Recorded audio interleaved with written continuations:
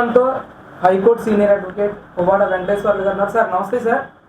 ఈరోజు జగన్మోహన్ రెడ్డి గారు ఒక మేనిఫెస్టోని కూడా రిలీజ్ చేశారు. అందులో విశాఖపట్నాన్ని పరిపాలనా రాజధానిగా చేస్తానడం కానీ, అమరావతిని శాసన రాజధాని అని చెప్పి, కర్నూలుని న్యాయ రాజధానిగా చేస్తానని చెప్పి ఒక మేనిఫెస్టోలో పొందుపరచడాన్ని ఏ విధంగా చూడొచ్చు అంటే, ఒకవైపు ఇప్పటికే రాజధాని అంశాలన్నీ కూడా హైకోర్టులో కేసులు నడుస్తూ ఉన్న తరుణంలో జగన్మోహన్ రెడ్డి గారు ఈ విధంగా మేనిఫెస్టోని రిలీజ్ చేయడం అంటే రాజధాని అంశానికి సంబంధించి అసలు ఏ విధంగా చూడొచ్చు? ఒక సీనియర్ హైకోర్టు అడ్వకేట్గా దీనిపై మీ అభిప్రాయం సార్? నమస్కారం సార్. జగన్మోహన్ రెడ్డి గారి మేనిఫెస్టోలో నేను చెప్పారు అని చెప్పబడుతున్నటువంటి అమరావతి తరలింపు విషయం అది కోర్టు ధిక్కరణ అంశంగానే భావించవలసి వస్తుంది. దీంట్లో ఆంధ్రప్రదేశ్ సర్వోన్నత న్యాయస్థానం 307 పేజీలతో కూడినటువంటి తీర్పు 3 రాజధానుల వ్యతిరేకంగా వస్తే దాని మీద సుప్రీంకోర్టులో వెళ్తే సుప్రీంకోర్టులో ఈరోజు పెండింగ్ ఉన్నది. సుప్రీంకోర్టులో ఆర్గ్యుమెంట్ ఫైనల్ హీరింగ్ ఉంది. దీని మీద స్టే కూడా లేదు. స్టే కూడా లేనప్పుడు దానికి విరుద్ధంగా, కోర్టు తీర్పుకు విరుద్ధంగా ఈరోజు మేనిఫెస్టోలో చేర్చడం అనేది కోర్టు ధిక్కరనే కాదు, గౌరవ జగన్మోహన్ రెడ్డి ప్రజలను మోసం చేస్తున్నాడు, వంశిస్తున్నాడు అని చెప్పడంలో సందేహం లేదు.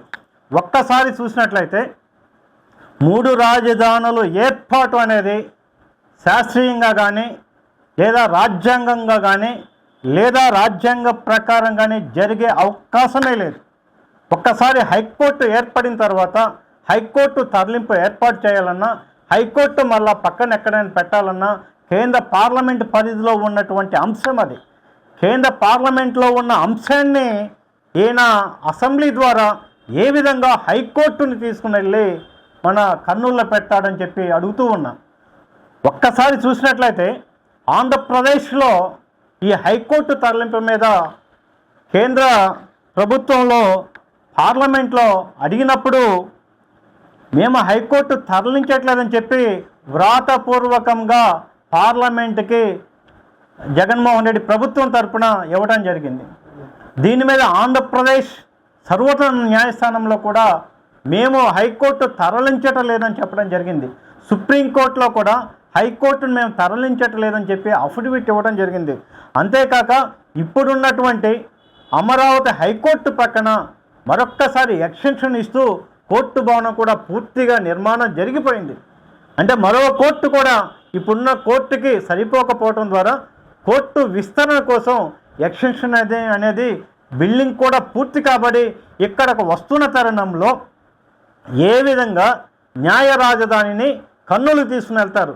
ఈరోజు మీరు హైకోర్టులో అఫిడవిట్ ఇచ్చారు, సుప్రీంకోర్టుకి తెలియచేశారు, భారత పార్లమెంటు కూడా హైకోర్టు ఎక్కడే ఉంటుందని మీరు చెప్పిన వ్యక్తులు ఏ విధంగా మీరు తీసుకుని వెళ్తారు? ఒక్కసారి మేనిఫెస్టోలోకి వెళ్ళే ముందుగా గత ఎలక్షన్లో 2018లో మీరు అసెంబ్లీలో ఏమని చెప్పారు? అమరావతి ఇక్కడే ఉంటుందన్నారు. 37,000 ఎకరాల ఆవశ్యకత ఉంటుందన్నాడు. మా నాయకుడు ఇక్కడే ఉంటుందన్నారు. చంద్రబాబు నాయుడు గారు ఇక్కడ స్థిర నివాసం లేకపోవడం చేత ఇక్కడ ఆయన ఉన్నాడు కానీ నేనైతే ఉంటుందని చెప్పి ఇక్కడ ఉన్నటువంటి ఎమ్మెల్యేలు మొత్తం కూడా చెప్పారు.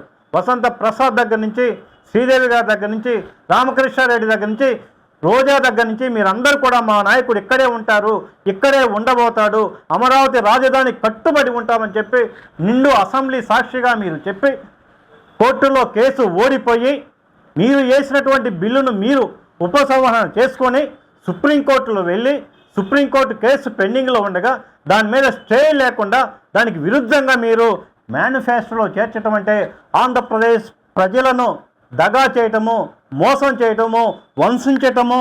అంతేకాదు ఇది కోర్టు ధిక్కరణగా కూడా భావించవలసి వస్తుందని, దీనివల్ల రాష్ట్రానికి రావాల్సిన పెట్టుబడులు వెనకపోయినాయి.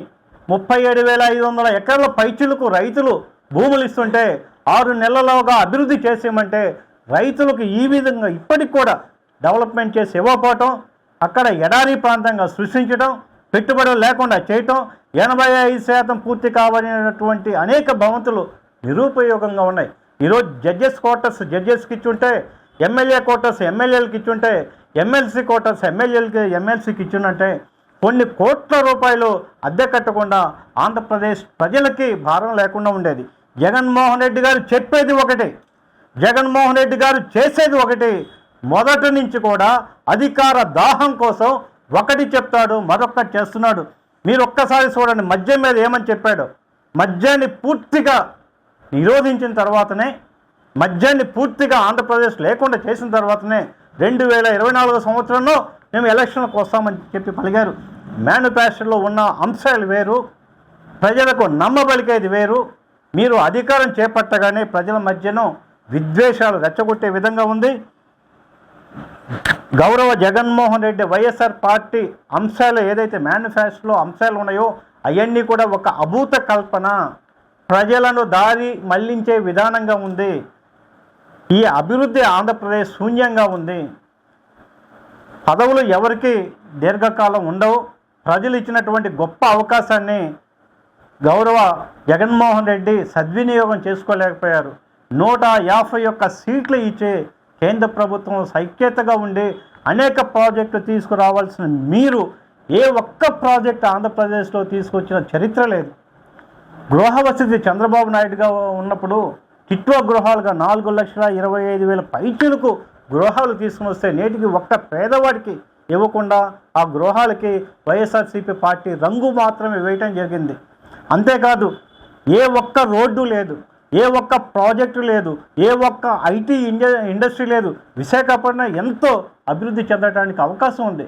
చంద్రబాబు నాయుడు గారు ఉన్నప్పుడు మోదీ సహకారంతో దాన్ని బెస్ట్ ఆఫ్ ది సిటీ కింద తీసుకొని వచ్చి అభివృద్ధి చేయాలని సంకల్పం లేకుండా చేశాడు.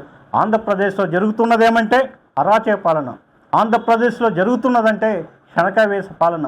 ఆంధ్రప్రదేశ్లో ఈరోజు గంజాయి విచ్చలవిడిగా, పిల్లలు స్కూల్కి కూడా వెళ్ళే పరిస్థితులు లేక రోడ్ల మీద గంజాయి విపరీతంగా తాగుతున్నారు. రేపొద్దున మా పిల్లవాడు బయటికి వెళ్ళినా కూడా గంజాయి తాగకుండా వస్తాడో లేడో అనే పరిస్థితుల్లో లేదు. గంజాయిగా, డ్రగ్స్గా ఆంధ్రప్రదేశ్ను ఆంధ్రప్రదేశ్గా కుప్పల తెప్పలుగా అప్పులు తీసుకుని వచ్చి రాష్ట్రాన్ని అభివృద్ధి లేకుండా చేశారు. జగన్మోహన్ రెడ్డి మేనిఫెస్టోను నమ్మే అవకాశమే లేదు. అమరావతిపై, ఎస్పెషల్లీ అమరావతిపై మీరు ఇచ్చినటువంటి గతంలో సుప్రీంకోర్టులో ఇచ్చిన అఫిడవిట్కి కానీ, ఆంధ్రప్రదేశ్ సర్వోన్నత న్యాయస్థానంలో ఇచ్చిన అఫిడవిట్కి కానీ, లేదా భారత పార్లమెంట్లో మీరు వ్రాతపూర్వకంగా ఇచ్చినటువంటి దానికి భిన్నంగా ప్రజలను మోసం చేసి మళ్ళా మీ వల్ల కానటువంటి తరలింపును మళ్ళా విశాఖపట్నానికి పరిపాలనా భాగాన్ని తరలిస్తారని, లేదా కర్నూలుకి న్యాయ పరిపాలన విభాగాన్ని తరలించడం అనేది మరొక్కసారి మోసం చేయడానికి ఆంధ్రప్రదేశ్లో ప్రజలు సిద్ధంగా లేరని చెప్పి తెలియజేస్తూ ఉన్నాం. మోసం చేసి మళ్ళా మీ వల్ల కానటువంటి తరలింపును మళ్ళా విశాఖపట్నానికి పరిపాలనా భాగాన్ని తరలిస్తారని, లేదా కర్నూలుకి న్యాయ పరిపాలన విభాగాన్ని తరలించడం అనేది మరొక్కసారి మోసం చేయడానికి ఆంధ్రప్రదేశ్లో ప్రజలు సిద్ధంగా లేరని చెప్పి తెలియజేస్తూ ఉన్నాం.